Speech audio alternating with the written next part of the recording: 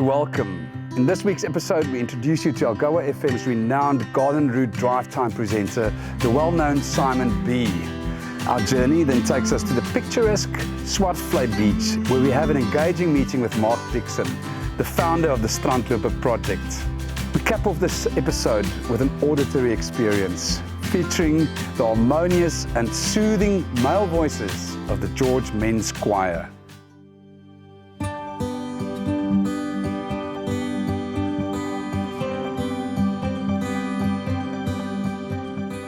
It's Algoa FM, your music, your world. Welkom by jou ry vertoning. This is Simon B, and we're going to have a lot of fun today. We have your one-liners on the way, got your 5 facts, and of course the finest music on the planet. 0617 940 940, that is the number to reach me on. And if you want to go online, www.algoafm.co.za. But it's straight back to the music now with Dire Straits. This is Walk of Life on Algoa FM. Well, hello, I am Simon Bechus. Everyone knows me now as Simon B. Born and raised in Joburg. I'm a Joburg boy, but fell completely and utterly in love with the Garden Route. Absolutely love this place, love the people, and to have a radio show down here is an absolute dream. It really, really is. And the listeners just make up my world. They honestly do. We have a great group going. We have a chat. I find out what's happening in this part of George and this part of the Garden Route, Riversdale Plates. It's just like a huge community for me, and I absolutely love it. And yeah, just being selected to come down to the Garden Route and do the show and have a studio, it's been more than a godsend, honestly. I studied drama at the Waterfront Theatre School in Cape Town. I did a little bit of dancing as well. And yeah, I fell in love with acting, did a little bit of TV, did a couple of ads, did a huge ad for Fanta Orange, Italy. And then I moved to Dubai, and yeah, I got totally and utterly infatuated with radio. I really, really love radio. I got the broadcasting bug, as they say, and yeah, that was it. It was just all radio from there. Now, I'm so fortunate to be here in the Garden Route with my own studio, with the people that I love and the place that I love. I mean, like, it really is a godsend. I came to Dubai in 2001. I was only 21. I did a couple of weird things before I got involved in media and all that kind of thing. I worked at a water ski club down at a hotel, and I did it all. Security even, but elite security. And yeah, from there it was TV, and then it was radio, and then it was movies, and it was DJing as well. And yeah, fell in love with everything media, everything broadcast.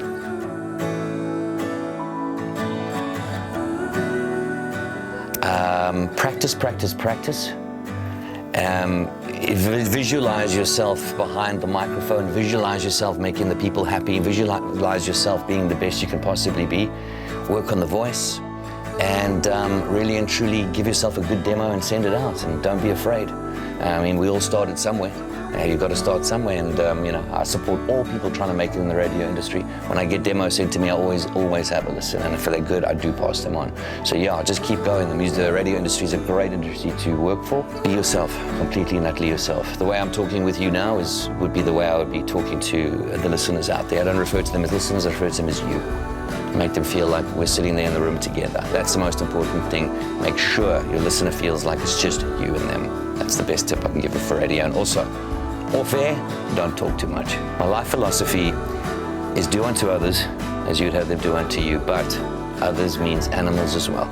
If you're walking along and you see a couple of ants, you step over those ants, because if you were an ant, you wouldn't want to be stepped on. If you can live by that philosophy, you don't really have anything else to worry about as far as I'm concerned. All right, so if you are in the Garden Route, you can just catch us on 96. That will get you from Riversdale all the way down to Plet. Sometimes it varies a little bit here and there, but your radio will catch up. Then you can catch me on the Saturday Drive show from 3 to 7. It's a very good show. It's one of my favorite shows. And there you can obviously get me on algoafm.co.za. But I do recommend you go to algoafm.co.za anyway to check out the presenters, check out all things Vuma. That's where you need to go.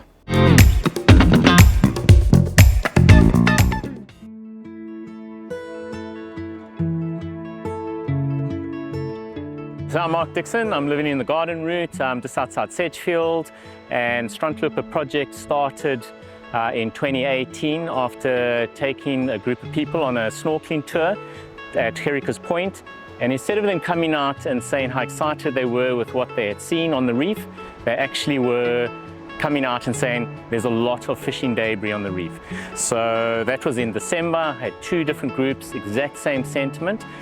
Decided to use social media, got a group together in January, and we cleaned the reef and we pulled out a huge amount of stuff.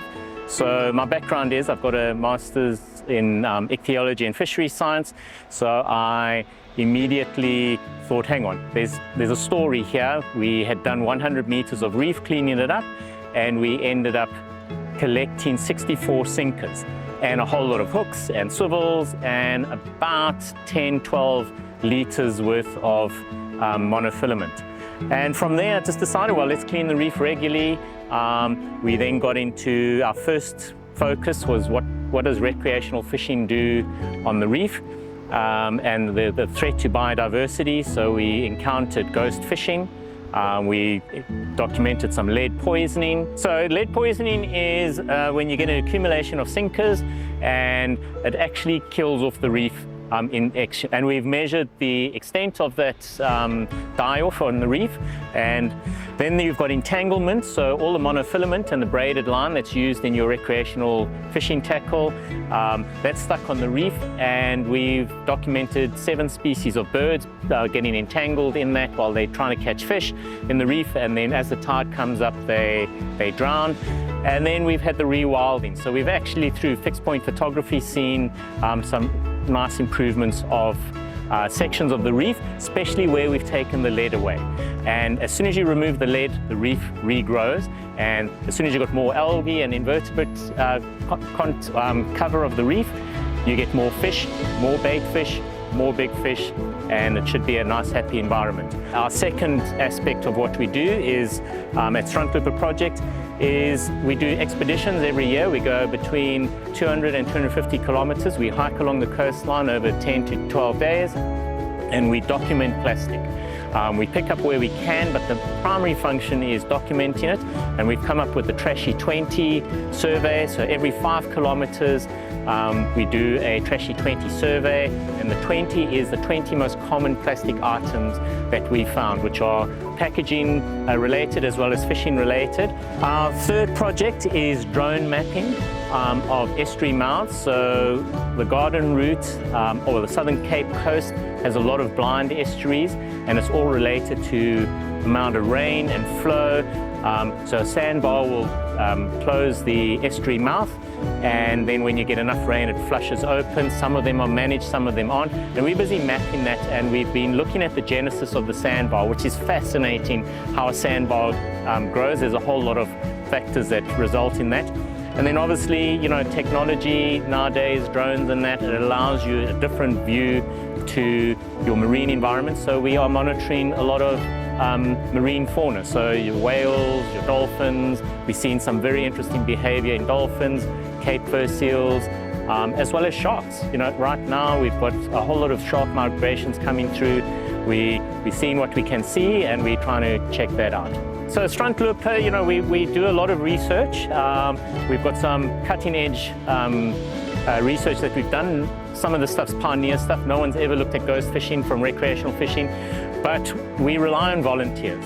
So we have a WhatsApp volunteer group. You can get that off our website on our volunteer page. You can you know, join on your own, and then volunteers are usually helping us clean the reef. So we've got 3 primary reef sites that we clean, doing beach cleanups, picking up plastic, documenting the plastic densities. So our website is strandloperproject.org. Obviously we've got social media. We've got Facebook page, Strandloper Project. We've got Instagram, Strandloper Project. We're on formerly Twitter, now X, Strandloper P, but from our website you'll get everything. And then we've got a YouTube channel that's a whole lot of videos on that, which is Nature Talks MD. You know, one of the reasons that it's so important to do the research in the marine environment is that, you know, every second breath that we take, the oxygen originates from the ocean. It's 70% of the world.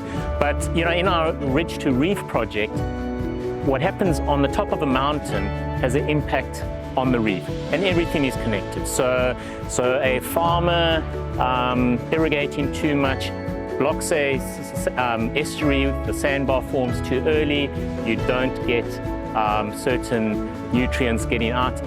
It has an impact on the reef. You have too many chemicals flying into the ocean, it kills the reef. So we are connected, our impacts are there, and we are slowly whittling away as humans at the environment. So we have to be more integrated and more connected with that.